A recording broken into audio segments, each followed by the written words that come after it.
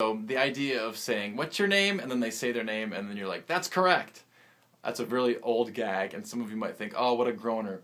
But there's so much power in someone's name.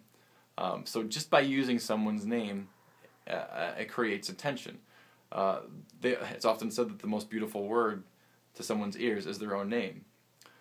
So the effect where the card appears on, or their name appears on the back of the card is very strong for a couple reasons. First of all, there's no way that you could have known their name. Second of all, it's a really important thing to someone, their name. It's their identity. And the fact that you would know that or somehow have knowledge of that really, is a strong thing. And not only that, but now you know their name, and you're not going to forget their name because you've said it a couple times and you've written it on the back of a business card, or I'm sorry, you've written it on the back of a playing card. And the fact that you've written it down will establish it firmly in your mind. And one of the best things you can do to create attention and create interest is use someone's name.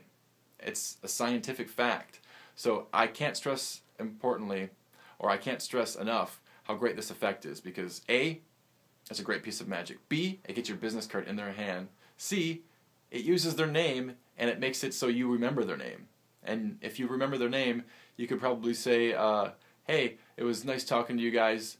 John, Mary, Joe, Brian, everybody here, you were cool. Have a great day." And when you say goodbye to everyone and say their name after you've just met them, it's a beautiful thing and it's really impressive. So I'm not saying you have to be a memory expert, but if you just try to remember someone's name, people will be really impressed. And that's something that I use. It's a built-in effect that I do in my show a lot.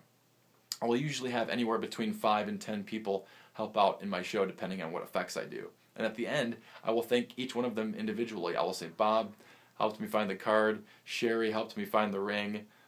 I read Terry's mind. John was so cool and so funny. You guys were all great. The entire audience was so cool." And people really start to, get emotionally involved at the end of your show because they think, "Wow, not only was he cool and smart, but he really cared about us and he remembered everybody's names. He seems like, that he actually cares." And it's even cooler if you do. So this will help.